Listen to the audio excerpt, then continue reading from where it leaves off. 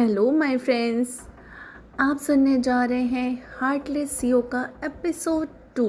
कहानी का टाइटल है तुम्हें मुझसे शादी करनी होगी। पिछले एपिसोड को लाइक करने के लिए और मुझे कमेंट्स करने के लिए और साथ ही साथ चैनल को सब्सक्राइब करने के लिए भी आप सभी का थैंक यू।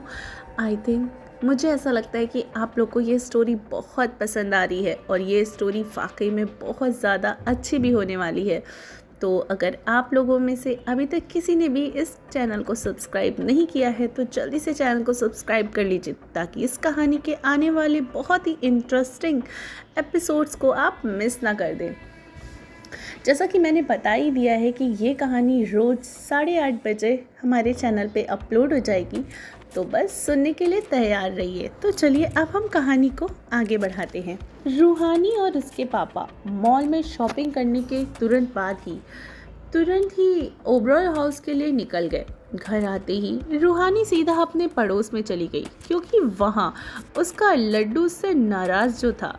रूहानी ने घर की बेल बजाई तो एक औरत ने दरवाज़ा खोला। यही उसकी उम्र होगी, लगभग 28 से 30 के आसपास।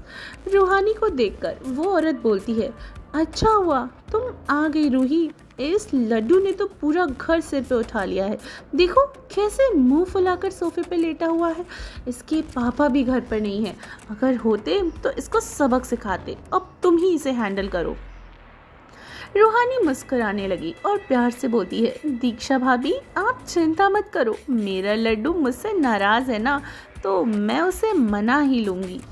इतना कहकर रूहानी घर के अंदर घुस आई और लिविंग रूम में जाकर देखती है तो हमारे लड्डू महाराज सोफे पर बड़े अजीब तरीके से लेटे हुए थे। उनके गाल बिल्कुल रसगुल्लों की तरह फूले हुए थे। रूहानी उसके पास जाकर बैठ गई और मासूम सा चेहरा बना के बोलती है, लड्डू आप अपनी रूही से नाराज़ हो क्या? लड्डू, रूही मैं तुमसे नाराज़ लड्डू, रूहानी मैं तुमसे बहुत प्यार करता हूँ। इसका ये मतलब नहीं है कि तुम मुझका फ़ायदा उठाओ। यहाँ से चली जाओ वरना मैं गुस्से में कुछ भी बोल दूँगा। लड्डू की बात सुनकर दीक्षा के तो होश ही उड़ गए। उसका बच्चा 10 साल से भी छोटा था, लेकिन हरकतें उसकी बड़ों की जैसी थी। अभी उसने जिस तरीके से बातें की उसे देखकर कोई भी नहीं कह सकता था कि वह बच्चा है जो अभी भी स्कूल में पढ़ता है, लॉलीपॉप खाता है। लेकिन रूहानी लड्डू को देखकर मुस्कुरा रही थी और अपने लड्डू के रग रग से वाकिफ थी कि उसका लड्डू कितना बड़ा ड्रामेबाज है। कोई भी क्यों ना, आखिर लड्डू और रूहानी मिलकर पूरे दिन दुनिया भर के सीरियल देखा करते थे जिसमें से वो अच्छे से नाटक करना भी सीखते थे। रूहानी ने लड्डू को पकड़कर अपनी गोद में बिठा लिया और उसकी क्यूट से गालों को किस करते हुए बोलती है, हाय मेरा छोटा सा प्यारा सा छोटा गोलू मोलू सा लड्डू, कितनी नाराज़गी भी अच्छी नहीं होती है। बोलो मत, मैं तुम्हारी क्राइम पार्टनर हूँ। तुमने आज तक जितने भी क्राइम किए हैं ना, उन सब की जानकारी है मेरे पास। और अगर तुमने मुझसे बात करना बंद किया तो तुम्हारी रूही तुम्हारे हर क्राइम को तुम्हारे पापा से बता देगी। फिर तुम्हारे पापा तुम्हारे साथ क्या करेंगे वो तो तुम्हें अच्छे से पता होगा ना मेरे लड्डू। रूहानी की बातें सुनकर लड्डू ने अपने मुंह पर हाथ रख लिया और ड्रामा करते हुए बोलता है, अले अले मेरी रूही, मैं तुम्हें आज तक कितना प्यार दिया, तुम्हारे साथ दिया, तुम्हारे साथ तरह तरह के गेम खेले, यहाँ तक कि तुमने मुझे जो जो चीज़ें दिखाए वो सब मैंने देखे, और तुम मुझे इस तरीके से धोखा नहीं दे सकती हो। मेरे क्लाइंट के बारे में मेरे पापा को बता रही हो कि उम्मीद नहीं थी मुझे तुमसे, लेकिन चलो कोई बात नहीं, फिर भी मैंने तुम्हें माफ़ कर देता हूँ। मेरा दिल बड़ा है ना। लड्डू की बातें सुनकर दीक्षा और रूहानी हंसने लगे थे। लड्डू ने उन दोनों को हंसता हुआ देखकर बोलता है, मेरी बात पर मत हंसो रूही, मैं फिर से तुमसे नाराज हो जाऊंगा। लड्डू की बात सुनकर रूहानी ने उसे कसकर अपने सीने से लगा लिया और प्यार से बोलती है, नहीं नहीं नहीं नहीं, आप हम में से कोई भी लड्डू पे नहीं हंसेगा। हमारा लड्डू कोई हंसने की चीज़ थोड़ी ना है, ये तो एक प्रिंस है हमारा, वो भी प्यारा सा गोलू मोलू सा प्रिंस। रूहानी की बातें सुनकर लड्डू उसके चेहरे को प्यार से देखने लगा और इसका दीवाना होते हुए बोलता है, हाय तुम कितनी सुंदर हो, कितनी प्यारी हो, तुम्हारे अंदर कितनी खुशबू आती है। रूही तुम तो पूरे दिन मुझे अपने गले से लगा के रखा करो।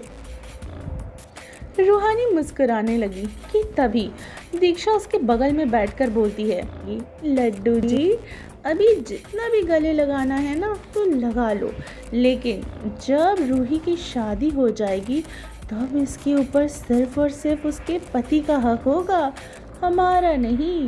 फिर तो तुम अपनी रूही से मिलने के लिए भी तरस जाओगे, क्योंकि हमारी रूही अपने पति के साथ उसके घर पे रहेगी। इसलिए कह रही हूँ, रूही की आदत कम डालो, वरना फिर रोना बैठ के।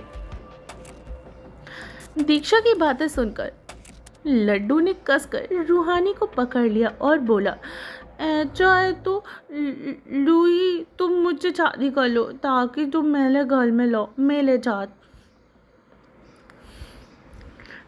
रूहानी हंसने लगी और दीक्षा जी बोलती हैं, बंदर कहीं का, रूहानी तुमसे नहीं बल्कि किसी हैंडसम और डैशिंग लड़के से शादी करेगी। लड्डू तो फिर मुझे रूहानी के साथ दहेज में बेल देना, मैं वहाँ रहूँगा और चालाक काम कर लूँगा। लड्डू प्रॉमिस। रूहानी लड्डू के माथे को चूमते हुए बोलती है, लड्डू जी इन सब बातों को छोड़िए और चलिए मेरे साथ, मैं आपको साइंस एग्जीबिशन में लेकर चलती हूँ, बहुत मज़ा आएगा। लड्डू सच्ची? रूहानी मुच्ची। लड्डू खुश होकर हॉल में नाचने लगा। रूहानी और दीक्षा उसे प्यार से देखने लगे। कुछ देर के बाद लड्डू रूहानी तैयार होकर कार में बैठ गए और साइंस एग्जीबिशन के लिए निकल गए। रूहानी इन सब से अनजान थी कि अब से उसकी ज़िंदगी बहुत जल्द बदलने वाली थी, क्योंकि उसकी ज़िंदगी में एक ऐसे शख्सियत की एंट्री होने वाली थी जो रूहानी की ज़िंदगी को पूरी तरीके से बदल कर रख देगा। वहीं कपूर एंटरप्राइजेस शाम के 5 बज चुके थे। अथर्व की मीटिंग भी खत्म होने ही वाली थी। अथर्व अपनी मीटिंग रूम से सीरियस लुक में खड़ा था और आसपास बैठे सभी मेंबर्स उसे देखकर थोड़ा डरे हुए थे। अथर्व के स्वभाव से कोई भी अनजान नहीं था कब मिस्टर अथर्व को गुस्सा आ जाए, किसी को कभी नहीं पता चलता। इसलिए सब लोग अपना 100% देते थे ताकि अथर्व को कभी गुस्सा करने का मौका ही ना मिले। कुछ देर के बाद अथर्व कपूर की मीटिंग खत्म हो गई और वे अपनी कोट को पहनकर बड़ी स्टाइल से अपने मीटिंग रूम से बाहर आए। उनके साथ साथ उनके पीए रोमी भी साथ में चला आ रहा था और बोलता है, सर आपको बेंगलुरु के सबसे बड़े साइंस एग्जीबिशन में as a chief guest invitation आया है, क्या आप जाना चाहेंगे? अथर्व एटीट्यूड से बोलता है, मेरे पास इन सब के लिए वक्त नहीं है, इतना तुम्हें पता ही होना चाहिए। रोमी, ओके सर, मैं कितना अमाउंट वहाँ डोनेट करवा दूँ, क्योंकि मैंने सुना है वहाँ काफ़ी दिव्यांग बच्चे भी आने वाले हैं। रोमी की बातें सुनकर अथर्व के कदम वहीं रुक जाते हैं और वह गहरी सोच में गुम हो गया। कुछ देर के बाद अथर्व अपनी दमदार आवाज़ से बोलता है, गाड़ी रेडी करवाओ, हम वहाँ 10 मिनट से ज़्यादा नहीं रुकेंगे। इतना कहकर अथर्व तेजी से अपने कैबिन में चला गया। उसके जाते ही रोमी के चेहरे पर एक मुस्कुराहट आ गई और वो बोलता है, पता नहीं इस मोम को पिघलाने वाली कब आएगी, आएगी भी तो कैसे। जनाब किसी को मौका ही नहीं देते कि कोई इनकी ज़िंदगी को छुए, इनके अंदर के दर्द और छुपी भावनाओं को पहचाने। खैर, भगवान के घर में देर ज़रूर है लेकिन अंधेर नहीं। कोई ना कोई खास तो होगी ही जो इनके लिए बनी होगी, सिर्फ इनकी होगी, हमारे एंग्री यंग मैन को खुश मिजाज बना देगी। फिलहाल मैं चलता हूँ, वरना मेरे बॉस मेरी परेड निकलवा देंगे। इतना कहकर रूमी वहां से चला गया। कुछ देर के बाद अथर्व कपूर अपने काफिले के साथ अपनी गाड़ियों में बैठकर बेंगलुरु के सबसे बड़े साइंस एग्जीबिशन के लिए निकल गया।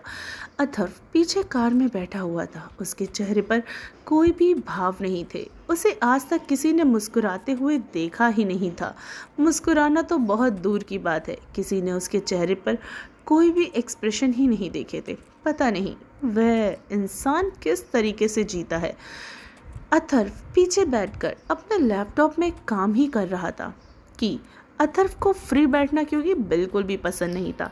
उसे 5 मिनट का वक्त मिलता तो वो उसमें भी काम करने लगता था। उसके लिए उसका एक एक मिनट बहुत ही कीमती था। काम करते वक्त किसी की हिम्मत नहीं कि वह अथर्व को बात कर ले, क्योंकि अथर्व सबकी बैंड बजा कर रख देता था। काम के वक्त उसे कोई डिस्टर्ब करे, यह उसकी ऑन और सहन करने के बिल्कुल खिलाफ था। अथर्व इस दुनिया में किसी से नहीं डरता था। वह तो अपने माँ बाप की बस इज्जत करता था और उनसे भी लिमिट में ही बात करता था। लेकिन अथर्व का जो स्वभाव था उसे अभय और अवनी जी को बिल्कुल भी पसंद नहीं था। उन्होंने उसे सुधारने की भी बहुत कोशिश की थी, लेकिन कोई परिणाम मिल ही नहीं रहा था। अथर्व साहब तो गुस्से के ही मालिक बने हुए बैठे थे। वहीं रूहानी और लड्डू की गाड़ी भी एक बड़ी सी बिल्डिंग के पार्किंग एरिया में आकर रुकती है। रूहानी ने लड्डू का हाथ पकड़ा और खुशी से दोनों उस बिल्डिंग के अंदर चले गए। उस बिल्डिंग के बड़े से हॉल में साइंस एग्जीबिशन चल रहा था, जहां पर काफ़ी भीड़ इकट्ठा हुई थी और वहां पर एक ऐसी खबर फैल गई थी कि कपूर एंटरप्राइजेस के सीईओ मिस्टर अथर्व कपूर भी आज यहाँ पर आने वाले हैं एज अ चीफ गेस्ट। तो वहाँ मौजूद सभी लोग काफ़ी एक्साइटेड थे अथर्व साक्षात देखने को जो उन्हें मिल रहा था, क्योंकि वह बहुत ही कम सोशल इवेंट्स में जाता था। क्योंकि वो बहुत कम ही सोशल इवेंट्स क्योंकि वो बहुत कम ही सोशल इवेंट्स में जाया करता था। उसे ज़्यादातर अकेला रहना ही पसंद था। फ्रेंड्स, कैसा लगा आपको हमारा आज का पार्ट? नेक्स्ट पार्ट में हम मिलेंगे, जिसमें कि हमारे जो दो मेन लीड्स हैं, यानी हमारी रूहानी और अथर्व, इन दोनों की पहली मुलाकात के बारे में। तो अगर आपको ये स्टोरी अच्छी लगती है और आप अगला पार्ट जल्द से जल्द सुनना चाहते हैं, तो बहुत सारे लाइक्स कीजिए, कमेंट कीजिए और सुनते रहिए हार्टलेस सीओ सिर्फ टिनी एफएम जान के साथ।